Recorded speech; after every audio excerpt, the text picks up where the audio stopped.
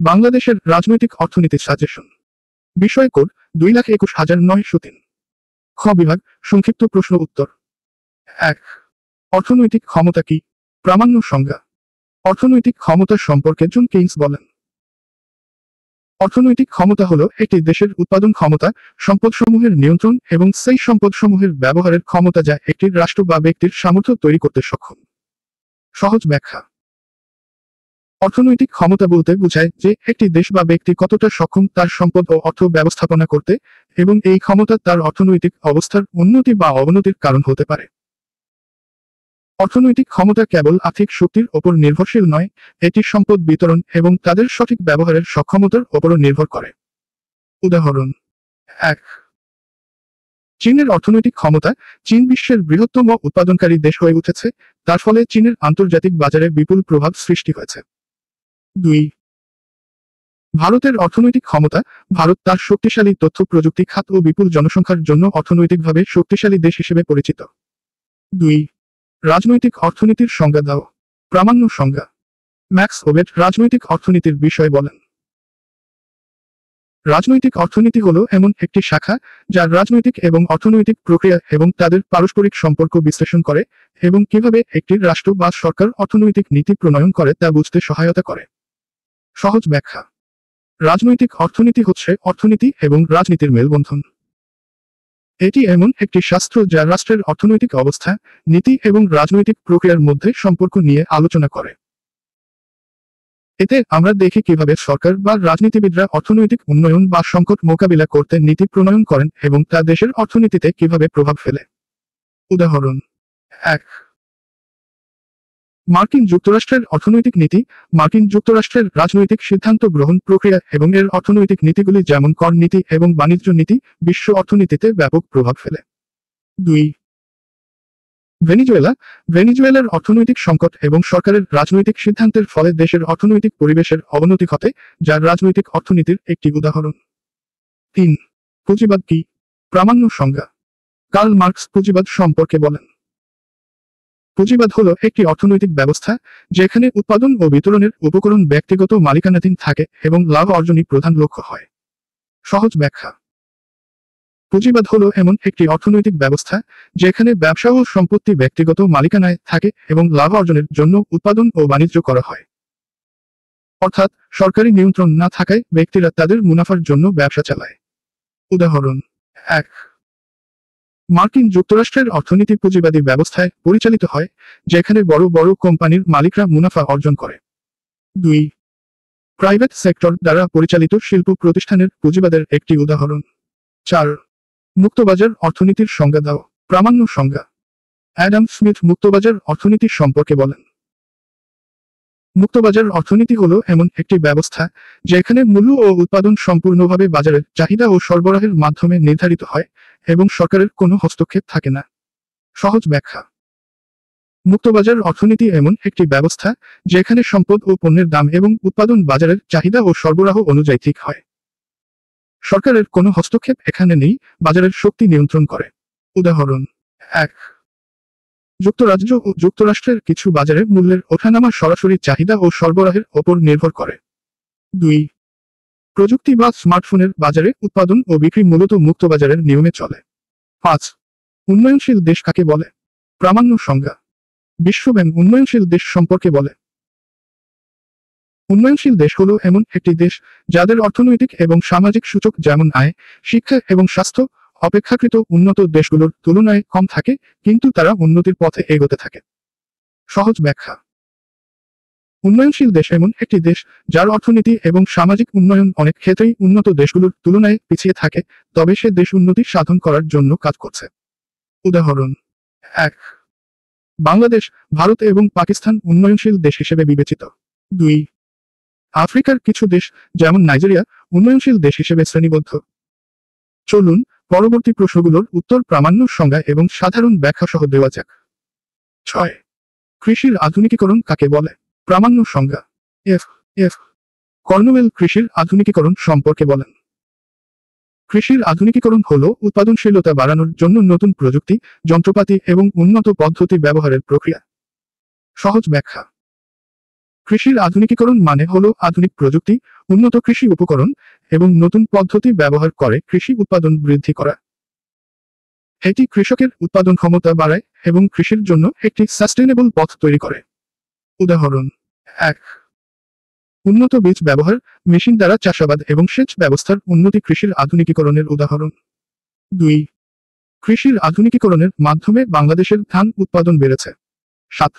ভূমিসত্ত্ব ব্যবস্থা কি? প্রামাণ্য সংজ্ঞা। ডেভিড লে গার্ডি ভূমিসত্ত্ব ব্যবস্থা সম্পর্কে বলেন: ভূমিসত্ত্ব ব্যবস্থা হল সেই কাঠামো যা একটি দেশের জমি মালিকানার আইন এবং নীতিমালা নিয়ন্ত্রণ করে এবং জমির ব্যবহার ও বণ্টন নির্ধারণ করে। সহজ ব্যাখ্যা: ভূমিসত্ত্ব ব্যবস্থা হল জমির মালিকানা এবং ব্যবহার সংক্রান্ত আইন এবং নিয়মাবলী।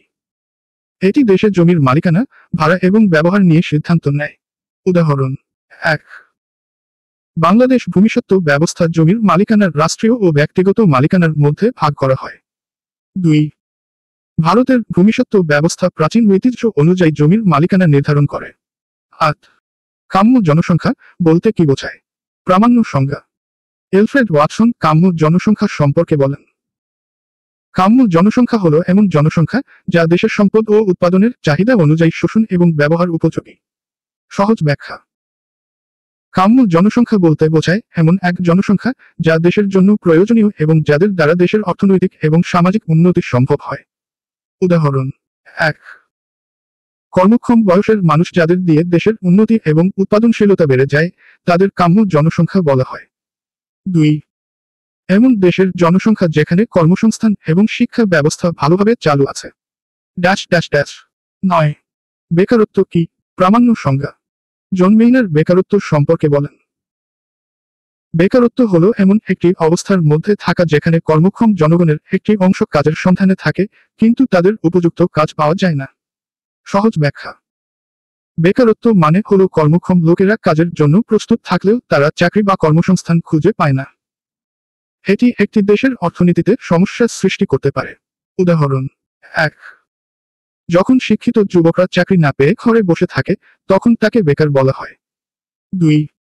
করোনার পর অনেক দেশের মধ্যে বেকারত্বের হার বেড়ে গেছে। 10. জনসংখ্যা কি? প্রামাণ্য সংজ্ঞা।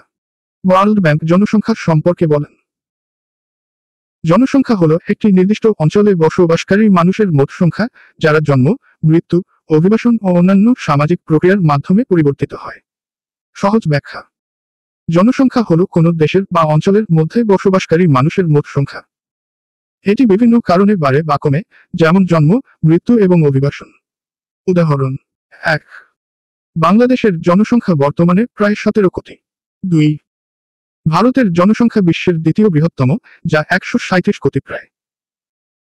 চলুন পরবর্তী প্রশ্নগুলোর উত্তর প্রামাণ্য সংজ্ঞা এবং সাধারণ ব্যাখ্যা সহ দেওয়া যাক। 11. শিল্প শ্রমিক বলতে কি বোঝ? প্রামাণ্য সংজ্ঞা। হেনরি ফোর্ড শিল্প শ্রমিক সম্পর্কে বলেন: শিল্প শ্রমিক হল সেই ব্যক্তি যিনি কারখানা বা শিল্পে কাজ করেন এবং যারা উৎপাদন প্রক্রিয়ায় সরাসরি যুক্ত হন। সহজ ব্যাখ্যা: শিল্প শ্রমিক হল সেই মানুষ যারা কারখানা বা শিল্প প্রতিষ্ঠানে কাজ করেন, যেমন গার্মেন্টস, প্লাস্টিক, ইস্পাত বা অন্যান্য কারখানায় কাজ করেন। তারা উৎপাদন প্রক্রিয়ার অংশ হিসেবে তাদের শ্রম প্রদান করেন। উদাহরণ: 1. বাংলাদেশের গার্মেন্টস শিল্পে কাজ করা শ্রমিকরা শিল্প শ্রমিক হিসেবে পরিচিত। 2. ইস্পাত বা প্লাস্টিকের কারখানায় কাজ করা শ্রমিকদের শিল্প শ্রমিক বলা হয়। 12. বাংলাদেশের পল্লী উন্নয়নের ক্ষেত্রে বাধাসমূহ উল্লেখ কর। প্রামাণ্য সংজ্ঞা। অমর্ত্য সেন পল্লী উন্নয়ন সম্পর্কে বলেন: পল্লী উন্নয়ন হল গ্রামীণ জনগণের জীবনযাত্রার মান উন্নত করার জন্য সামাজিক, অর্থনৈতিক ও পরিবেশগত নীতি গ্রহণ করা, তবে এতে নানা বাধা ও প্রতিবন্ধকতা থাকে। সহজ ব্যাখ্যা: বাংলাদেশের গ্রামীণ উন্নয়ন লক্ষ্য হল গ্রামাঞ্চলের মানুষের জীবনযাত্রার মান উন্নত করা, কিন্তু নানা ধরনের বাধা, যেমন শিক্ষা ও স্বাস্থ্য ব্যবস্থার অভাব, অবকাঠামোগত সমস্যা এবং আর্থিক সংকট এই উন্নয়নকে বাধাগ্রস্ত করে। বাধাসমূহ: 1. অর্থনৈতিক সংকট, গ্রামীণ এলাকা উন্নয়নে প্রয়োজনীয় অর্থের অভাব। 2. শিক্ষার অভাব, গ্রামে শিক্ষা প্রতিষ্ঠানের অভাব এবং কম শিক্ষিত লোকজন। 3. স্বাস্থ্যসেবা সুবিধার অভাব এবং স্বাস্থ্যসেবা কেন্দ্র দূরবর্তী হওয়া। 4. অবকাঠামো, সড়ক, বিদ্যুৎ এবং পানি সরবরাহ ব্যবস্থা খারাপ। 13. সামাজিক নিরাপত্তা কি? প্রামাণ্য সংজ্ঞা। বিশ্ব স্বাস্থ্য সংস্থা WHO সামাজিক নিরাপত্তা সম্পর্কে বলেন। সামাজিক নিরাপত্তা হলো এমন একটি ব্যবস্থা যা মানুষকে আর্থিক ও সামাজিক ঝুঁকি থেকে সুরক্ষা প্রদান করে, যেমন বেকারত্ব, রোগ, দুর্ঘটনা অথবা বার্ধক্যজনিত অবস্থা। সহজ ব্যাখ্যা: সামাজিক নিরাপত্তা এমন একটি সিস্টেম যা মানুষকে বিভিন্ন ঝুঁকি থেকে সুরক্ষা দেয়। যেমন, যদি কেউ বেকার হয় বা অসুস্থ হয়, তখন তাকে কিছু সহায়তা দেওয়া হয় যাতে তার জীবনযাত্রা ঠিক থাকে। উদাহরণ: 1.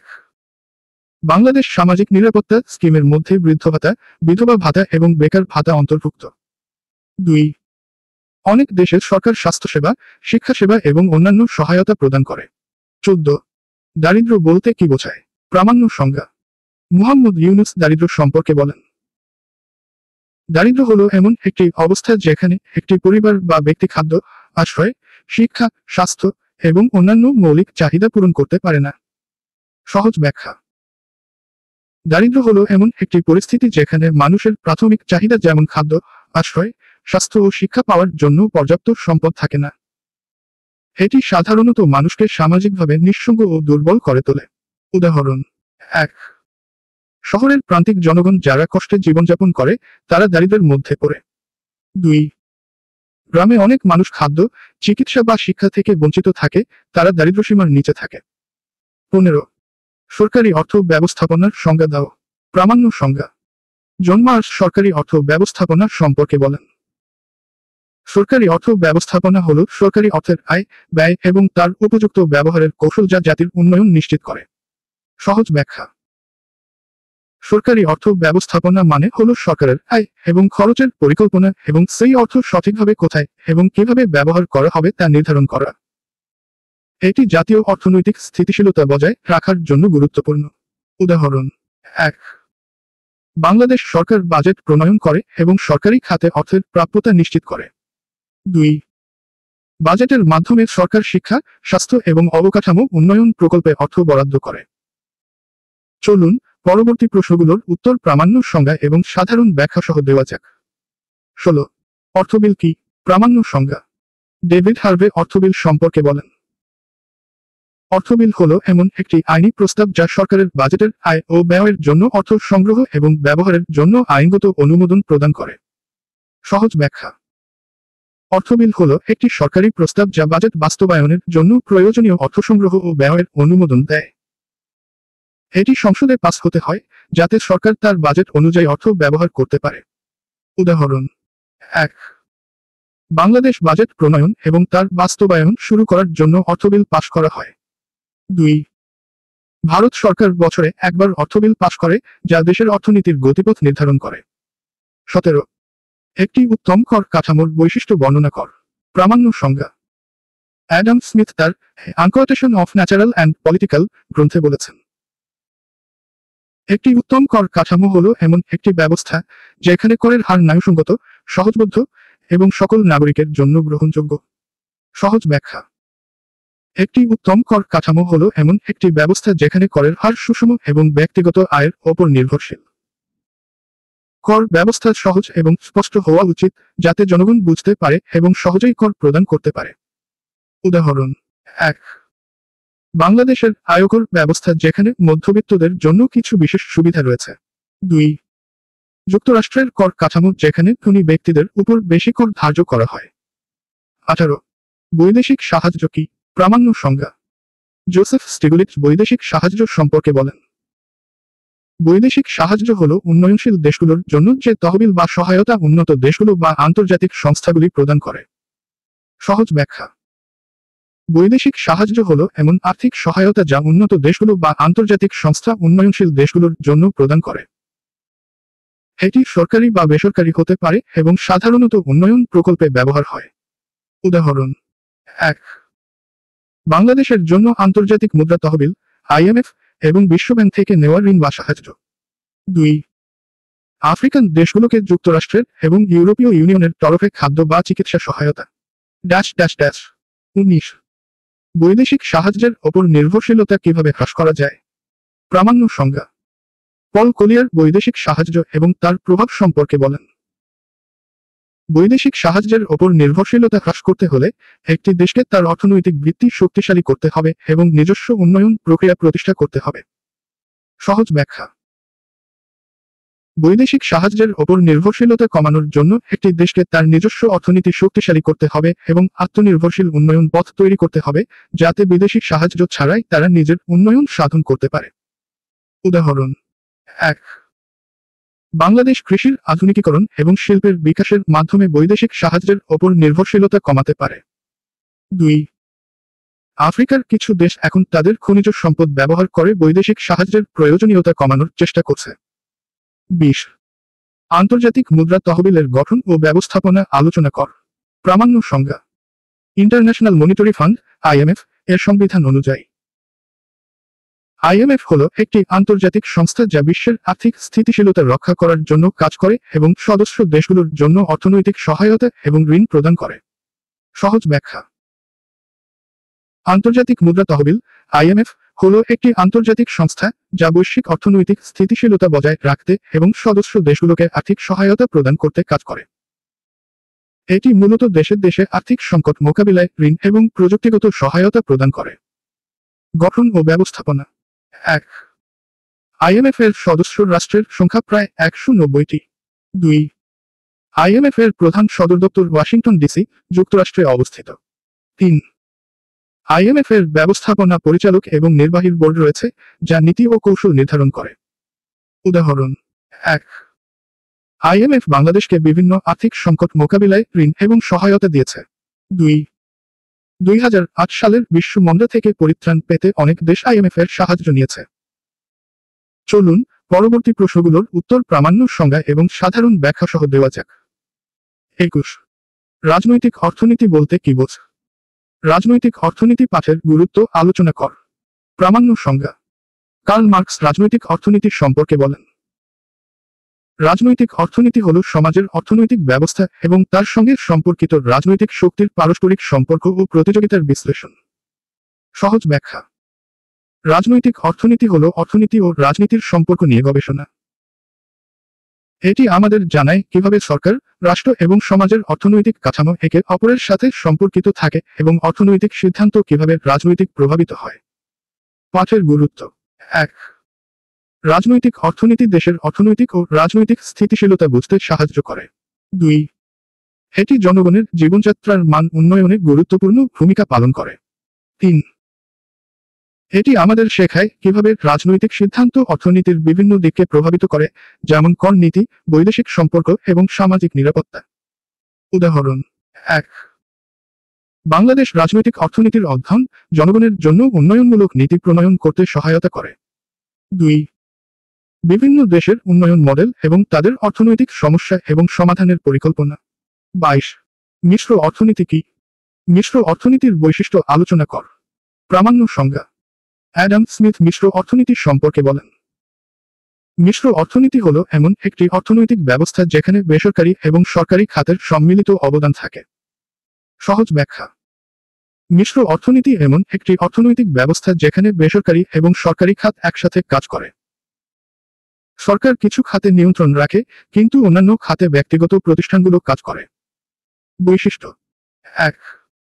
বেসরকারি খাত, এখানে ব্যবসা প্রতিষ্ঠানগুলো ব্যক্তিগত মালিকানাধীন। 2. সরকারি খাত, সরকার খুচরা বাণিজ্য, শিক্ষা ব্যবস্থা, স্বাস্থ্য ব্যবস্থা এবং অন্যান্য মৌলিক পরিষেবায় অংশগ্রহণ করে। 3. মিলিত উন্নয়ন, উভয় খাতের সমন্বয়ে সমাজের উন্নতি সাধিত হয়। উদাহরণ: 1. বাংলাদেশ মিশ্র অর্থনীতির আদর্শ প্রতিফলিত হয় যেখানে সরকার কৃষি এবং শিল্প খাতে সহায়তা প্রদান করে, কিন্তু বেসরকারি খাতেরও শক্তিশালী ভূমিকা রয়েছে। 2. ভারতের সরকারি উদ্যোগগুলোর মধ্যে যেমন রেলপথ, শিক্ষা ও স্বাস্থ্য সেবা রয়েছে, কিন্তু বেসরকারি খাত যেমন আইটি শিল্প রয়েছে। 23. রাজনীতি ও অর্থনীতির মধ্যে সম্পর্ক আলোচনা কর। প্রামাণ্য সংজ্ঞা: ম্যাক্স ওয়েবের রাজনীতি ও অর্থনীতির সম্পর্ক নিয়ে বলেন, রাজনীতি এবং অর্থনীতি পরস্পরের সাথে সম্পর্কিত, কারণ রাষ্ট্রের রাজনৈতিক সিদ্ধান্ত অর্থনৈতিক কার্যক্রমকে প্রভাবিত করে এবং উল্টো, অর্থনীতির রাজনৈতিক কাঠামোকে চ্যালেঞ্জ করে। সহজ ব্যাখ্যা: রাজনীতি এবং অর্থনীতি একে অপরের সাথে গভীরভাবে সম্পর্কিত। রাজনীতি দ্বারা নেওয়া সিদ্ধান্ত, যেমন কর নীতি বা সরকারি খরচের পরিকল্পনা, অর্থনৈতিক পরিস্থিতির ওপর প্রভাব ফেলে। একইভাবে দেশের অর্থনৈতিক অবস্থার রাজনীতিতে পরিবর্তন নিয়ে আসতে পারে। উদাহরণ: 1. যখন সরকার কর বাড়ানোর সিদ্ধান্ত নেয়, এটি দেশের ব্যবসা এবং মানুষের জীবনযাত্রার ওপর প্রভাব ফেলতে পারে। 2. বৈদেশিক ঋণের কারণে রাজনৈতিক সিদ্ধান্তে পরিবর্তন আসতে পারে, যেমন ঋণের শর্তের সংস্কার করা। 24. বাংলাদেশের কৃষি আধুনিকীকরণের সমস্যা ও সম্ভাবনা সম্পর্কে আলোচনা কর। প্রামাণ্য সংজ্ঞা: অমর্ত্য সেন কৃষি আধুনিকীকরণ সম্পর্কে বলেন, কৃষি আধুনিকীকরণ হল কৃষির উৎপাদনশীলতা বৃদ্ধি করতে এবং দেশের খাদ্য নিরাপত্তা নিশ্চিত করতে বিজ্ঞান এবং প্রযুক্তির ব্যবহারের মাধ্যমে কৃষি খাতের উন্নয়ন। সহজ ব্যাখ্যা: কৃষি আধুনিকীকরণ মানে কৃষিতে উন্নত প্রযুক্তি ব্যবহার, উন্নত বীজ ও সার ব্যবহার এবং অন্যান্য নতুন প্রযুক্তি যেমন রোটারি, ড্রিপ ইরিগেশন ব্যবস্থার মাধ্যমে উৎপাদন বাড়ানো। সমস্যাসমূহ: 1. অপর্যাপ্ত প্রযুক্তি, কৃষকদের কাছে আধুনিক প্রযুক্তি এবং প্রশিক্ষণ পৌঁছানো কঠিন। 2. অর্থনৈতিক সংকট, কৃষিতে বিনিয়োগের অভাব। 3. বাজারের অভাব, উৎপাদিত পণ্যের জন্য যথাযথ বাজারের অভাব। সম্ভাবনা: 1. প্রযুক্তির ব্যবহার, আধুনিক প্রযুক্তি ব্যবহার করে উৎপাদন বাড়ানো সম্ভব। 2. বাজার প্রবৃদ্ধি, কৃষকের উৎপাদিত পণ্যকে আন্তর্জাতিক বাজারে প্রবৃদ্ধি করার সুযোগ। 3. উন্নত গবেষণা, কৃষিতে নতুন প্রযুক্তি এবং গবেষণা নিয়ে কাজ করে কৃষিকে আরও লাভজনক করা সম্ভব। চলুন পরবর্তী প্রশ্নগুলোর উত্তর প্রামাণ্য সংজ্ঞা এবং সাধারণ ব্যাখ্যা সহ দেওয়া যাক। 25. ভূমি সংস্কার কি? বাংলাদেশ ভূমি সংস্কারের গুরুত্ব আলোচনা কর। প্রামাণ্য সংজ্ঞা: অ্যামি অর্নস্টিন ভূমি সংস্কার সম্পর্কে বলেন, ভূমি সংস্কার হল ভূমির মালিকানা, ভোগদখল এবং ব্যবস্থাপনায় একটি প্রাতিষ্ঠানিক পরিবর্তন যা সাধারণত ভূমির মালিকানা এবং ব্যবস্থাপনার আধিকারিক ক্ষমতা জনগণের মধ্যে বিতরণ করতে সহায়তা করে। সহজ ব্যাখ্যা: ভূমি সংস্কার মানে এমন একটি পরিবর্তন যেখানে ভূমির মালিকানা ব্যবস্থাপনায় কিছু পরিবর্তন আনা হয়, যাতে ভূমির ভাগ পাওয়ার সুযোগ বঞ্চিতদেরও দেয়া যায়। ভূমি সংস্কার সাধারণত দরিদ্র জনগণের জন্য জমির অধিকার নিশ্চিত করার জন্য করা হয়। বাংলাদেশ ভূমি সংস্কারের গুরুত্ব: 1. দারিদ্র্য কমানো, ভূমি সংস্কারের মাধ্যমে দরিদ্রদের মাঝে ভূমির মালিকানা বিতরণ করলে তাদের আর্থিক অবস্থার উন্নতি হতে পারে। 2.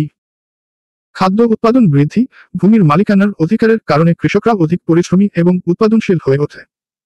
3. সামাজিক ন্যায় বিচার, ভূমি সংস্কার সমাজে সমতা আনে, বিশেষত প্রান্তিক জনগণের জন্য। উদাহরণ: 1. 1950 সালের ভূমি সংস্কার আইনে বহু ভূমিহীন কৃষককে জমি প্রদান করা হয়েছিল। 2. ভারতের কিছু রাজ্যে ভূমি সংস্কারের মাধ্যমে ভূমিহীন কৃষকদের অধিকার প্রদান করা হয়েছে, যা কৃষি উৎপাদনে সাফল্য এনেছে। 26. জনসংখ্যা একটি দেশের সম্পদ এবং সমস্যা উভয়ই আলোচনা কর। প্রামাণ্য সংজ্ঞা: ডেভিড হিক্স জনসংখ্যা সম্পর্কে বলেন, জনসংখ্যা একটি দেশের অর্থনৈতিক সম্পদ হতে পারে যদি তা শিক্ষা, স্বাস্থ্য এবং কর্মসংস্থান সুযোগে উন্নতি করে, তবে অন্যদিকে এটি একটি সমস্যা হতে পারে যদি তা অতিরিক্ত হয়ে পড়ে এবং প্রয়োজনীয় সম্পদ থেকে বেশি দাবি করে। সহজ ব্যাখ্যা: জনসংখ্যা একটি দেশের সম্পদ এবং সমস্যা উভয়ই হতে পারে। যদি জনসংখ্যা নিয়ন্ত্রিত হয় এবং তার জন্য পর্যাপ্ত সুযোগ সৃষ্টি করা হয়, তবে এটি দেশের উন্নতির জন্য একটি সম্পদ হতে পারে। কিন্তু যদি জনসংখ্যা বৃদ্ধি অপ্রতিরোধ্য হয় এবং সে অনুযায়ী সুবিধা না পাওয়া যায়, তবে এটি দেশের জন্য একটি সমস্যা হয়ে দাঁড়ায়। সম্পদ হিসেবে জনসংখ্যা: 1. শ্রমশক্তি, অনেক যুবক ও কর্মক্ষম মানুষ যদি কর্মসংস্থানের সুযোগ পায়, তবে তা দেশের অর্থনীতির জন্য বড় একটি সম্পদ হতে পারে। 2. বাজার সৃষ্টি, বৃহৎ জনসংখ্যা দেশটির বাজারের চাহিদা বাড়ায়, যা ব্যবসা ও উৎপাদন বৃদ্ধি করতে সহায়ক। সমস্যা হিসেবে জনসংখ্যা: 1. অপর্যাপ্ত সম্পদ, যদি দেশের সম্পদ ও সুযোগ সীমিত হয় এবং জনসংখ্যা অত্যধিক বৃদ্ধি পায়, তবে এটি একটি সমস্যা হয়ে দাঁড়ায়। 2. বেকারত্ব, বাড়তি জনসংখ্যা যদি পর্যাপ্ত কর্মসংস্থানের সুযোগ না পায়, তবে তা বেকারত্বের সমস্যার সৃষ্টি করতে পারে। 27. বাংলাদেশের বেকারত্ব দূরীকরণের সরকারি ও বেসরকারি পদক্ষেপসমূহ আলোচনা কর। প্রামাণ্য সংজ্ঞা: অ্যাডাম স্মিথ বেকারত্বের বিষয় বলেন, বেকারত্ব হলো এমন একটি পরিস্থিতি যেখানে জনগণ কর্মসংস্থানের জন্য প্রস্তুত থাকে কিন্তু তাদের জন্য কাজের সুযোগ নেই। সহজ ব্যাখ্যা: বেকারত্ব হলো এমন একটি অবস্থা যেখানে মানুষ কাজ করতে চায়, তবে তাদের জন্য কাজের সুযোগ নেই। এটি একটি দেশের অর্থনৈতিক উন্নতিতে বড় বাধা। সরকারি পদক্ষেপ। 1. কৃষি আধুনিকীকরণ। সরকার কৃষিক্ষেত্রে আধুনিক প্রযুক্তি ব্যবহার করে কৃষকের জন্য কাজের সুযোগ সৃষ্টি করছে। 2. স্বনির্ভর প্রকল্প। সরকার বিভিন্ন প্রশিক্ষণ ও প্রকল্পের মাধ্যমে তরুণদের চাকরি ও ব্যবসা শুরু করার জন্য সহায়তা প্রদান করছে। 3. প্রতিষ্ঠানগুলোর সহযোগিতা। শিল্প মন্ত্রণালয়ে ছোট ও মাঝারি শিল্প প্রতিষ্ঠানের সহযোগিতা দিয়ে বেকারত্ব কমানোর চেষ্টা করছে। বেসরকারি পদক্ষেপ। 1. এনজিও কাজ। বিভিন্ন এনজিও কর্মসংস্থান সৃষ্টি এবং দক্ষতা উন্নয়ন কর্মসূচি পরিচালনা করে। 2. ব্যবসা ও উদ্যোগ। বেসরকারি প্রতিষ্ঠানগুলো তরুণদের উদ্যোক্তা হওয়ার জন্য প্রশিক্ষণ দেয় এবং তাদের ব্যবসা শুরু করতে সহায়তা করে।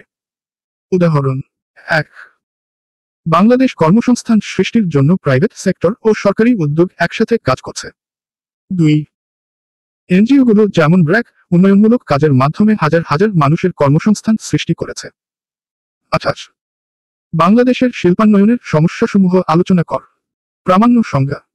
জন ম্যাথিউ শিল্পান্বয়ন সম্পর্কে বলেন। শিল্পান্বয়ন হলো এমন একটি প্রক্রিয়া যা উৎপাদন ক্ষমতাকে বৃদ্ধি করার জন্য শিল্প খাতে বিনিয়োগ এবং প্রযুক্তি ব্যবহারের মাধ্যমে উন্নয়ন সাধন করে। সহজ ব্যাখ্যা। শিল্পান্বয়ন মানে এমন একটি প্রক্রিয়া যার মাধ্যমে দেশের শিল্প খাতে উন্নয়ন সাধিত হয় এবং উৎপাদন ক্ষমতা বৃদ্ধি পায়। এটি দেশের অর্থনীতিতে বড় ভূমিকা পালন করে। সমস্যাসমূহ। 1. অপ্রতুল প্রযুক্তি। শিল্পে প্রয়োজনীয় আধুনিক প্রযুক্তির অভাব। 2. অর্থনৈতিক নিষ্কুলতা। শিল্পে বিনিয়োগের জন্য প্রয়োজনীয় অর্থের অভাব। 3. শ্রমিক দক্ষতার অভাব। বাংলাদেশ দক্ষ শ্রমিকের অভাব যা শিল্পের উন্নতিতে বাধা সৃষ্টি করে। উদাহরণ। 1. বাংলাদেশ পোশাক শিল্পের উন্নতি হলেও অন্যান্য শিল্প খাতে উন্নতি হয়নি। 2. ভারতের কিছু শিল্প খাতে উচ্চ প্রযুক্তির ব্যবহার হলেও বাংলাদেশ তা ব্যাপকভাবে গ্রহণ করা হয়নি। চলুন পরবর্তী প্রশ্নগুলোর উত্তর প্রামাণ্য সংজ্ঞা এবং সাধারণ ব্যাখ্যা সহ দেওয়া যাক। 29. বাংলাদেশের শিল্প জাতীয়করণের সুবিধা ও অসুবিধাসমূহ আলোচনা কর। প্রামাণ্য সংজ্ঞা। অ্যালবার্ট স্লাইফ শিল্প জাতীয়করণ সম্পর্কে বলেন। শিল্প জাতীয়করণ হল রাষ্ট্রের অধীনে শিল্প প্রতিষ্ঠানগুলোকে পরিচালিত করার প্রক্রিয়া যেখানে বেসরকারি মালিকানা থেকে মালিকানা সরকারের কাছে স্থানান্তরিত হয়। সহজ ব্যাখ্যা। শিল্প জাতীয়করণ মানে সরকার একটি বেসরকারি শিল্প প্রতিষ্ঠানকে গ্রহণ করে তার রাষ্ট্রীয় মালিকানায় নিয়ে আসে। এটি দেশের অর্থনৈতিক উন্নয়নের জন্য গুরুত্বপূর্ণ হতে পারে, কিন্তু এর কিছু নেতিবাচক দিকও রয়েছে। সুবিধাসমূহ। 1. জাতীয় সম্পদের নিয়ন্ত্রণ। শিল্প প্রতিষ্ঠানের রাষ্ট্রীয় মালিকানায় চলে আসলে এর লাভ রাষ্ট্রের হাতে আসে এবং তা উন্নয়নের জন্য ব্যবহার করা যায়। 2. বেকারত্ব কমানো। শিল্পের রাষ্ট্রীয় ব্যবস্থাপনায় কর্মসংস্থান বৃদ্ধি পায়। 3. শ্রমিকের স্বার্থ রক্ষা। সরকার শিল্প প্রতিষ্ঠানগুলো পরিচালনা করলে শ্রমিকদের অধিকার ও সুবিধা ভালোভাবে রক্ষা করা সম্ভব। অসুবিধাসমূহ। 1. কার্যকারিতা হ্রাস। সরকারি মালিকানাধীন শিল্পগুলোতে সাধারণত দক্ষতা কম থাকে এবং এটি ব্যবসায়িক কার্যক্রমে বাধা সৃষ্টি করতে পারে। 2. অতিরিক্ত খরচ। জাতীয়করণের কারণে সরকারের ওপর আর্থিক চাপ বৃদ্ধি পায়, বিশেষত যদি শিল্প খাতগুলো লাভজনক না হয়। 3. বেসরকারি উদ্যোগের অভাব। সরকার কর্তৃক শিল্প পরিচালনার ফলে বেসরকারি খাতের উদ্যোগ ও বিনিয়োগ কমে যেতে পারে। উদাহরণ। 1. বাংলাদেশ 1970-80 এর দশকে শিল্প জাতীয়করণ হয়েছিল, কিন্তু পরে দেখা যায় অনেক শিল্প প্রতিষ্ঠানের লাভজনক ছিল না এবং তারা সরকারি খরচের বোঝা হয়ে দাঁড়ায়। 2. ভারতে বহু শিল্প জাতীয়করণ করা হয়েছিল, কিন্তু অনেক ক্ষেত্রে তা তাদের আর্থিক অবস্থাকে সংকটের মধ্যে ফেলেছিল। 3. বাংলাদেশের গ্রামীণ দারিদ্র্য বিমোচনে কুটির শিল্পের ভূমিকা ব্যাখ্যা কর। প্রামাণ্য সংজ্ঞা। বিশ্বব্যাংক কুটির শিল্প সম্পর্কে বলেন। কুটির শিল্প হল ছোট মাঝারি আকারের শিল্প প্রতিষ্ঠানের যা গ্রামীণ জনগণের জন্য সঞ্চয়ের উৎস, স্বাবলম্বিতা এবং কর্মসংস্থান সৃষ্টি করে। সহজ ব্যাখ্যা। কুটির শিল্প হল ছোট পরিসরে সীমিত এমন সব শিল্প যা সাধারণত গ্রামীণ অঞ্চলে প্রতিষ্ঠা হয়। এটি স্থানীয় জনগণের জন্য কর্মসংস্থান সৃষ্টি করে এবং তাদের জীবিকা নির্বাহের জন্য একটি গুরুত্বপূর্ণ মাধ্যম হতে পারে। ভূমিকা। 1. কর্মসংস্থান সৃষ্টি। কুটির শিল্প গ্রামীণ জনগণের জন্য নতুন কাজের সুযোগ তৈরি করে, বিশেষত যেখানে কৃষিকাজের বাইরে কোনো কার্যক্রম কম। 2. দারিদ্র্য দূরীকরণ। কুটির শিল্পের মাধ্যমে গ্রামের মানুষরা তাদের আয়ের উৎস বৃদ্ধি করতে পারে, ফলে দারিদ্র্য কমে। 3. প্রতিষ্ঠানগত উন্নয়ন, গ্রামীণ অঞ্চলে কুটির শিল্প স্থাপন করা হলে তা স্থানীয় অর্থনীতির উন্নতি ঘটায় এবং অন্যান্য ব্যবসায়িক সুযোগ সৃষ্টি করে। উদাহরণ 1। বাংলাদেশের হস্তশিল্প ও কুটির শিল্প, যেমন জামদানি শাড়ি, সিল্ক উৎপাদন এবং ছোট ছোট শিল্প উদ্যোগ গ্রামাঞ্চলে বহু মানুষকে আয়ের সুযোগ দেয়। 2। ভারতের কুটির শিল্প যেমন মাটির মূর্তি তৈরি, হস্তশিল্প এবং মৃৎশিল্প গ্রামীণ দারিদ্র্য কমাতে সাহায্য করেছে। 31। বাংলাদেশের দারিদ্র্য দূরীকরণে এনজিওগুলোর ভূমিকা আলোচনা কর। প্রামাণ্য সংজ্ঞা। জেমস ওয়াটসন এনজিও সম্পর্কে বলেন, এনজিও, নন গভর্নমেন্ট অর্গানাইজেশন, হলো এমন একটি সংস্থা যা সরকারি প্রতিষ্ঠানের থেকে স্বাধীনভাবে সমাজের বিভিন্ন সমস্যা সমাধানের জন্য কাজ করে, বিশেষ করে দারিদ্র্য বিমোচন, শিক্ষা এবং স্বাস্থ্য খাতে। সহজ ব্যাখ্যা। এনজিও হলো এমন একটি সংস্থা যা সরকারের বাইরে থেকে কাজ করে সমাজের নানা সমস্যার সমাধান করার জন্য। বাংলাদেশের মতো উন্নয়নশীল দেশে এনজিওগুলো দারিদ্র্য দূরীকরণের জন্য গুরুত্বপূর্ণ ভূমিকা পালন করে। ভূমিকা 1। দারিদ্র্য বিমোচন। এনজিওগুলো দারিদ্র্যগ্রস্ত জনগণের জন্য শিক্ষা, স্বাস্থ্য এবং আর্থিক সহায়তা প্রদান করে। 2। স্বাবলম্বী উদ্যোগ। বিভিন্ন এনজিও গ্রামীণ জনগণের জন্য ঋণ সুবিধা প্রদান করে যাতে তারা ছোট ব্যবসা শুরু করতে পারে। 3। সামাজিক সচেতনতা বৃদ্ধি। এনজিওগুলো স্বাস্থ্য ও শিক্ষা সম্পর্কিত বিভিন্ন কর্মসূচি চালিয়ে জনগণের মধ্যে সচেতনতা বাড়ায়। উদাহরণ 1। ব্র্যাক, গণস্বাস্থ্য এবং সিওডি, কৃষি উন্নয়ন সংস্থা এর মতো এনজিওগুলো বাংলাদেশের দারিদ্র্য বিমোচনে বিশেষ ভূমিকা রেখেছে। 2। সেন্টার ফর রুরাল উন্নয়ন, সিআরডি এবং ওয়ার্ল্ড ভিশন বাংলাদেশের গ্রামীণ দারিদ্র্য হ্রাসে কাজ করেছে। 32 বাংলাদেশ সামাজিক নিরাপত্তার জন্য গৃহীত সরকারি কর্মসূচিসমূহ আলোচনা কর। প্রামাণ্য সংজ্ঞা। জাতিসংঘ সামাজিক নিরাপত্তা সম্পর্কিত বলেন, সামাজিক নিরাপত্তা হলো এমন একটি ব্যবস্থা যা একটি রাষ্ট্রের নাগরিকদের জীবনযাত্রার মান উন্নত করতে এবং তাদের বিপদ থেকে রক্ষা করতে সহায়তা করে। সহজ ব্যাখ্যা। সামাজিক নিরাপত্তা মানে একটি দেশের সরকারের উদ্যোগ যেগুলি জনগণের মৌলিক প্রয়োজনীয়তা যেমন স্বাস্থ্য, শিক্ষা এবং আর্থিক সহায়তা নিশ্চিত করে। বাংলাদেশ সরকারের বিভিন্ন কর্মসূচি সামাজিক নিরাপত্তা অংশ হিসেবে কাজ করে। কর্মসূচি 1। ভাতা প্রদান। বাংলাদেশ সরকার বৃদ্ধ, বিধবা, অসহায় শিশুদের জন্য বিভিন্ন ধরনের ভাতা প্রদান করে। 2। স্বাস্থ্য সেবা। দেশের স্বাস্থ্য সেবার উন্নতি করতে সরকার বিভিন্ন হাসপাতাল এবং স্বাস্থ্য ক্লিনিক প্রতিষ্ঠা করেছে। 3। শিক্ষা সহায়তা। সরকারের শিক্ষা ভাতা, বৃত্তি এবং অন্যান্য সহায়তা কর্মসূচি সমাজের অল্প আয়ের জনগণের জন্য প্রদান করা হয়। উদাহরণ 1। বাংলাদেশ বয়স্ক ভাতা, বিধবা ভাতা এবং অসহায় শিশু ভাতা দেওয়া হচ্ছে। 2। জাতীয় নিরাপত্তা কর্মসূচির আওতায় 2005 সালে সরকার কমিউনিটি স্বাস্থ্য সেবা প্রচার শুরু করেছে।